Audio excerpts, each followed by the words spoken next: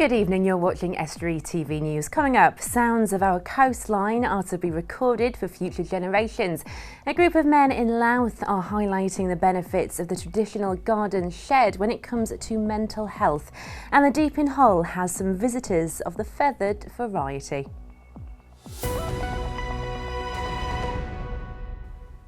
Welcome to Estuary TV News. I'm Erica Barker, but first it's over to Dan Kemp for the news headlines. Hello there. A company from Gainsborough has been named and shamed for not paying the national minimum wage. Diamond Cabs Limited neglected to pay £722 to one worker. Business Minister Nick Bowles has named 75 employers across the country who have failed to pay the workers' national minimum wage, a combined total of £153,000 in arrears. This year's Humber Street Sesh has made the use of spaces previously unused for the event. That's according to Festival Arts Director Leanne Cloudsdale, who has said that they've had to be creative with how they've dealt with space, especially due to Humber Street itself being out of action due to renovation work. This year, more than any other year, we've got some real issues with space down at Humber Street because it's an area of Hull that's currently being regenerated. So quite a lot of the main thoroughfares that we would have used in previous years are definitely compromised. So we've had to be quite creative with the way that we're using the area. That includes bringing in shipping containers, as you can see around you. We've kind of stretched out a little bit more than in any other year, really, where we're making use of every single piece of land, even land that's actually going to be used for regeneration in the future. Hull City Council have handed out a £1 million contract to continue the fight against smoking in the city. Health and care provider the City Healthcare Partnership have been awarded the new deal for a targeted smoking cessation service, the one from October 2015 to September 2018. Hull's Olympic gold medalist Luke Campbell has said it's unlikely the City of Hull will ever see two of its top sportsmen face off again, and that it's a privilege to be part of. Campbell and former clubmate Tommy Coyle square off in the main event of the Rumble on the Humber on Saturday, and both fighters have been talking themselves up. I do exactly what it says on the tin. I'm not the greatest fighter in the world, but I don't stop trying, and when it gets tough, I'm proven I can bite down and I can come back. You know, this fight's going to be like a rocky ship at sea. I'm excited to be a part of Hull's history. I think, you know, I don't think Hull will ever see two good sportsmen at what they do in boxing compete against each other. I think it's like a one-off, and I'm excited to be a part of that. And that's all from me. Bye for now.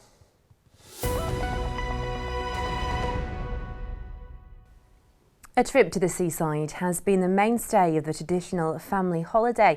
Now the National Trust is running a campaign to ensure the sounds, sights and memories of the seaside are recorded for future generations. Dave Nunn went to Cleethorpes to ask people about their memories of the seaside.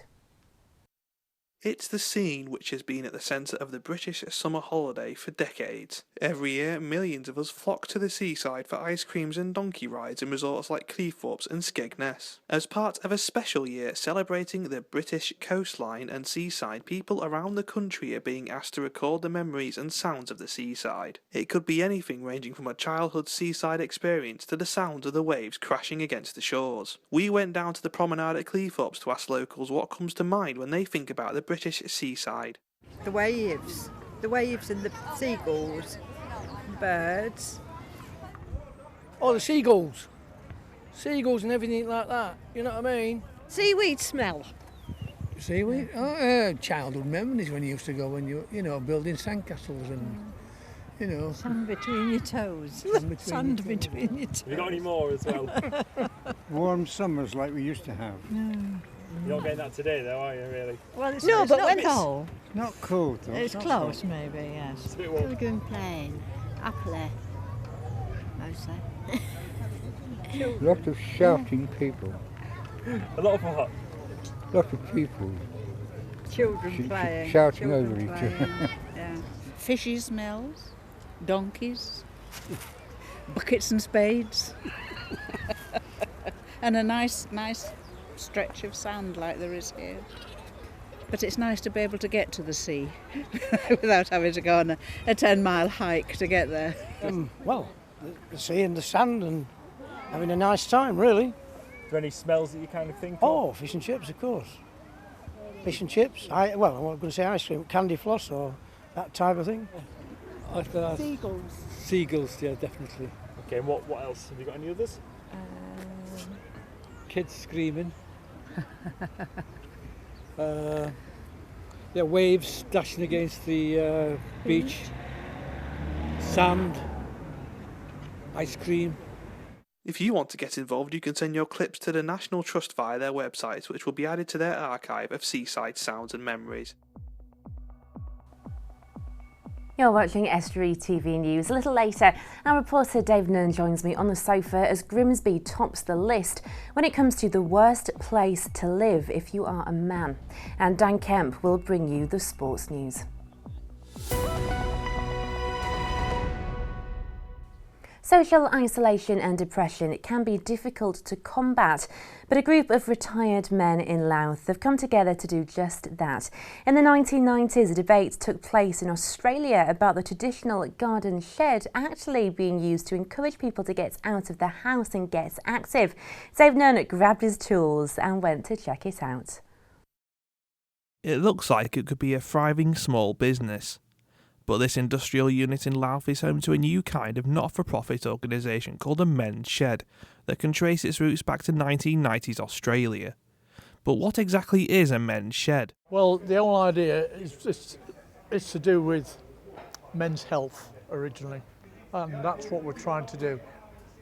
A lot of men, when they retire, after working 50 years of work, find themselves in a vacuum, and we get together, get to know each other.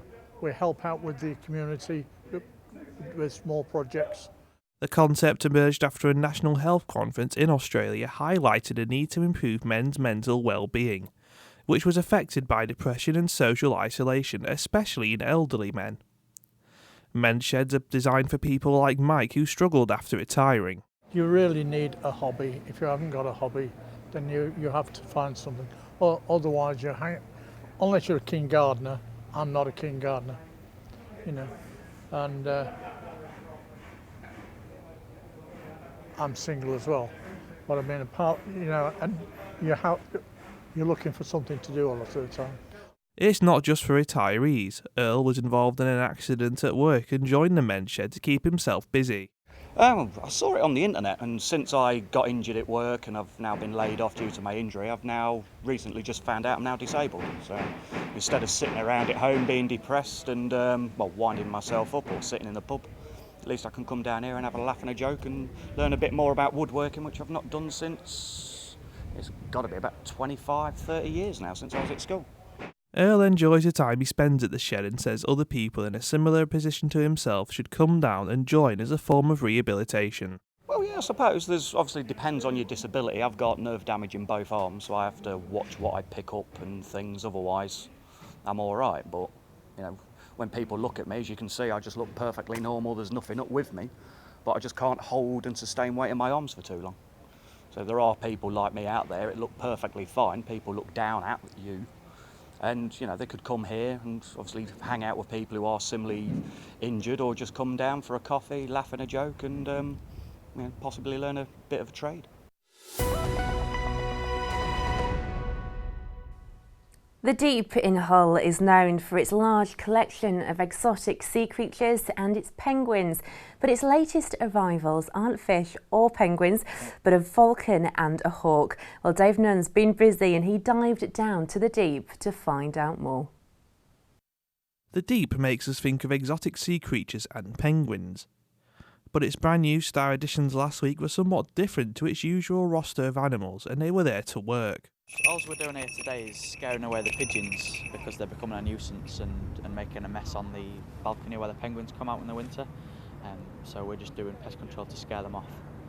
The falcon and hawk have been scouring the area around the Deep to keep the pigeons away from its star-feathered attraction, its penguins, and the balcony behind their enclosure. The hawk and falcon act as predators to keep the pigeons away for the benefit of the penguins. It's to make the pigeons think there's a predator in the area, and they won't want to nest or stay around or roost up where there's any predators, so that's the reason why we're using these. It's because they carry so many different diseases and bacteria, and when they're making a mess on the balcony, we don't want the penguins to ingest any of that and catch any of the diseases or bacteria that they're depositing on the balcony. The majority of the deep animals go through strict quarantine procedures on arrival and are often bred in captivity. The penguins won't have the same immunities as wild ones, which is why protecting them from disease-carrying pigeons is important. Well, we think it's very important because they've not been exposed to these sorts of pathogens. They live in an enclosed environment. The air is constantly circulated, and so if one of them gets sick, it can go through the whole colony relatively quickly. So we do whatever we can really to make sure that we minimise any risk to them. It's also about enriching the penguins' quality of life. By letting them onto the balcony, it allows them to experience the outside and fresh air, something that they'll have rarely done after being bred in captivity. Certainly before they came to us, many of these penguins had never seen the sun before, never seen the sky, so it's important to us to know that they're not just cooped up in a room for the rest of their lives. They get a chance to go out and see the sea. We've got a fantastic view down the Humber from here, and feel the wind and feel a little bit more natural than otherwise might be the case. The falcon and hawk will be making regular visits to the deep for the next 3 months, so there's a chance you'll see them alongside the penguins. It's now time for our Mayor is Going Where feature, and tonight we speak to Angela Birchill from Horncastle. Coming up, we have a very important ceremony that will take place on the 16th of August, and that's the commemoration of the VJ Day. From August 1945. Now, unfortunately, before I was aware that this ceremony would take place, I had booked a holiday, so I'm very disappointed that I won't be present to share in these commemorations, but my thoughts will certainly be with the people who will be remembering this occasion. I'm disappointed because my father actually was in Burma. He actually took a bullet, and like others, he was awarded the Burma Star. He served with the Chindits. So this remembrance is very important to me personally. Also in the near future, there will be the ELDC Civic Service, when again the mayors from the different areas around East Lindsey will collect together and have a civic service, and again the people will dedicate themselves to the service of the community. We've got various other civic services coming up in the near future. There is one coming up in Louth, one coming up in Caister, and in Horncastle itself. I've been asked to speak at the Christmas fair. I know it's a long way in advance, but it's an important part of our town, for the town of Horncastle, that we have our Christmas fair on the 6th of December. So I'm delighted to be able to open that. There have been reported sightings of large rats scurrying along Cleethorpes Promenade. Well, we went to see for ourselves, but the rats must have been camera shy. I haven't been here for about 3 months now, so I haven't seen any rats at all. Well, I wouldn't like it if it's... No, I wouldn't. If it is true, but we walk quite regular up here, don't we? Yeah, and we've not seen any. And we do come down 2 or 3 times a week. It's a bit worrying. Yeah. I haven't heard that one before, but we're not from here, so we'll keep a lookout. I've seen plenty of flying rats, but I haven't seen any real rats. No. And what about you? Have you seen any rats? No, I haven't. No. Do you think it's an issue around here or not? I've no idea, to be honest. So, I mean, I suppose you're going to get them because it's fast food, isn't it? But beyond that, I don't know. I'm just passing through, so. Not seen a rat? No. Not seen a rat. No rats. It's been lovely. No, not battered, fried or breadcrumbs. No, we might have eaten one earlier. Yeah. No rat. It's clean. Well, it's difficult, really. I mean, you're in this built-up area, there's lots of fast food, so unless they clean it up more, I think that's just one of those products of having lots of fast food and lots of people around. I haven't seen any. No. Can't help you on that. I think it's a bit disgusting. Whereabouts? Around here? Just down here and around. Obviously, Big massive yes, it's probably some takeaways, isn't it? And that we just. We've not seen any anyway. No, we've not seen any today, Not but yet. we've only come for a visit today. Won't be very no, nice, I haven't would seen it? any myself, so I don't know. Can't comment. Won't be very nice though, would it? No. Now joining me in the studio, we do have our reporter Dave. So Dave, what is this then about Grimsby being the worst place for men to live? So the article in the Shortlist magazine, they polled quite a number of people about sort of good place to live as a man. Manchester got voted the best, and at the bottom of the pile was Grimsby. Unbelievable. Why? I mean, why was that? Why was that at the bottom? Well, they did it on a number of different criteria. So they had a couple of examples the editor of the magazine gave me when I spoke to her as phone reception, which seems kind of an odd one to be honest. And you've got access to restaurants, crime rates, healthcare, all the sort of typical sort of stuff that they take into account on these surveys. But how is this, you know, in particular men? Why is it that men have been mentioned in particular? I don't really have a huge knowledge of why it's particularly focused on men, because normally these surveys focus on everybody. But I think more the point of it is that it's another sort of hit for Grimsby. So obviously Grimsby's been at the butt of many national jokes. We've had, you know, skints come here, we've had surveys naming the East Marsh as the worst place to live in the country. Now I've got this, I mean, you've got a comment from a 63-year-old man in the article who says the place is ruined, thieves, vagabonds, beggars, drug dealers and prostitutes. So this is a resident in Grimsby that said this? Yeah, it's a resident in Grimsby that said it. It sounds like someplace out of the apocalypse, what he's describing in there. And the freelance journalist, whose name is Samro, who wrote the article, says, with no cinema or recognisable restaurant to speak of, the town is stuffed into a corner of the country with high levels of drug use, crime and unemployment. It seems you're either visiting Grimsby for a specific reason or else you're not going at all. Most choose the latter. I mean, how many cities and towns are involved in this, do you know? I don't know the exact number off the top of my head, but I know there's probably a fair few towns and cities in England, so they'll probably be quite a lot. Well, Dave, you're a man from Grimsby. What do you think? Well, I think, you know, every place has its good and bad points. I mean, there are problems in Grimsby, but there are problems everywhere. So I remember when Skint was coming, I went to speak to Councillor Steve Bazan, and he said to me, you know, every place has a good place and a bad place. You know, it's the same with Grimsby as well. But it'll be interesting. I know next week we're going to be speaking to Mel Neon about this and about the negativity surrounding Grimsby. So as the new MP, it'll be interesting to see what she has to say about it as well. Do you think Grimsby has become a target with when they had benefit streets, wasn't it, and looking at the Nunsthorpe area? Do you think this is them just jumping on the back of that? Indeed, yeah. I think the exposure that Grimsby gets has given it a bad image, and I definitely think that this article has jumped on the back of things like Skin and all the other negative publicity that the town gets. But the thing you got to remember with things like this and Skin is they go and seek these places out. They will go to the bad places. They'll go to places like, you know, some areas of the East Marsh on purpose. They don't go to everywhere in Grimsby, because there are plenty of nice parts of the town. But they will go to target these particular people in these particular places and just take the bad bits rather than look at the good bits. Because Grimsby, you know, it's a beautiful place, fantastic heritage, and it's not really fair, is it, that you know, journalists and, well, I would say journalists who carried this out can really come to that conclusion. Nevertheless, what else do we have? So it's a very busy weekend in Hull this weekend. If you're on the North Bank, obviously tomorrow we're going to start during the day. We've got the Humber Street Set, which is expected to see 30,000 people turning up, which is quite a lot. I mean, I've never been. You're from the North Bank. Have you been, Erica? Do you know what? It sounds terrible, but I've never been. But do you know what? I'm going to go tomorrow. You're going to correct it this year? I'm going to go, that's good. Definitely going to go. So there's plenty of stuff on. We've got a couple of the acts here. We've got the Talks feat Neville Staple. I've honestly never. Because I know there's a lot of like local acts, isn't there, and that play it. I think it's a great, you know, ground for them. As I said, there were tons of big acts on that. You know, most of them, to be honest, I've never heard of, but I'm sure local people have heard of most of them. We've got things like Counting Colonies, The Mighty and the Moon, 3-Day Millionaires. It goes on and on. It does have a fantastic reputation there, the Sesh. Yeah, it has been running. I've never been. I'd quite like to go. Unfortunately, I'm occupied. You're not going to come with me, Dave? No, I've got other plans. I'm afraid, Eric. I'm going to have to let you down. We'll save that for next week. Just quickly, then, what else do we have?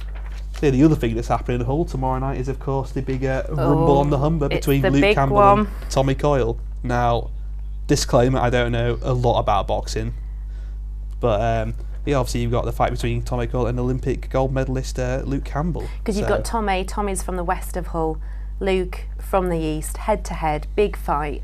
I know it's been, really popular. I think tickets have, flown really.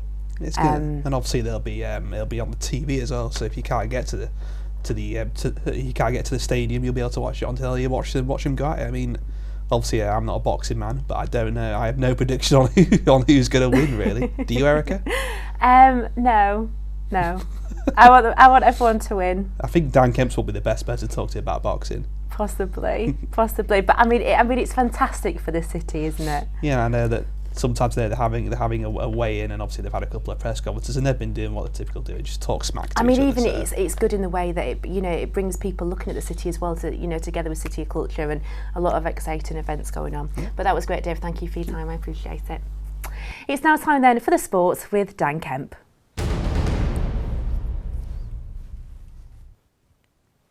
Hull City are expected to complete the loan signing of Arsenal youngster Isaac Hayden today. The 20-year-old defensive midfielder or centre-back looks set to join the Tigers on a deal until the end of the season. It'll be the first time he's left the Emirates Stadium to get first-team experience.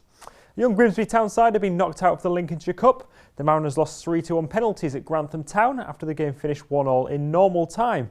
Ben Saunders scored for the home side in the first half, only for James Root to draw Grimsby level in the second. Despite the first loss in 9 games, the Mariners wrap up their pre-season campaign at Boston United tomorrow afternoon.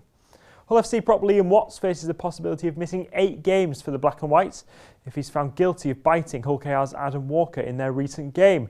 The potential ban could lead to Watts missing all of FC's Super 8 games. Meanwhile, Hull KR faced the Warrington Wolves in the Challenge Cup semi-final at Headingley on Saturday. The Robins got this far in the competition nearly a decade ago and have only won the trophy once in 1980. Head coach Chris Chester is expected to recall Albert Kelly and Ken Seo to his squad after being rested last week. And finally, in Speedway last night, the Scunthorpe Scorpions were defeated 33-59 away to Ipswich Witches. A fortnight ago, since their controversial meeting, neither Scorpions' Josh Orty, who's recovering from a broken hand, or Rohan Tungate, who caused it and is currently serving a 21-day ban, were involved in the game. That's all for now. Don't forget to get in contact with any stories you have for us. You can call 01472 315553. And that's all for the sport.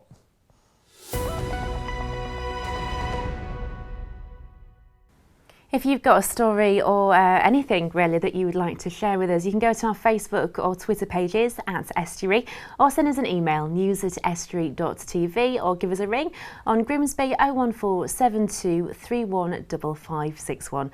Until tomorrow night, goodbye.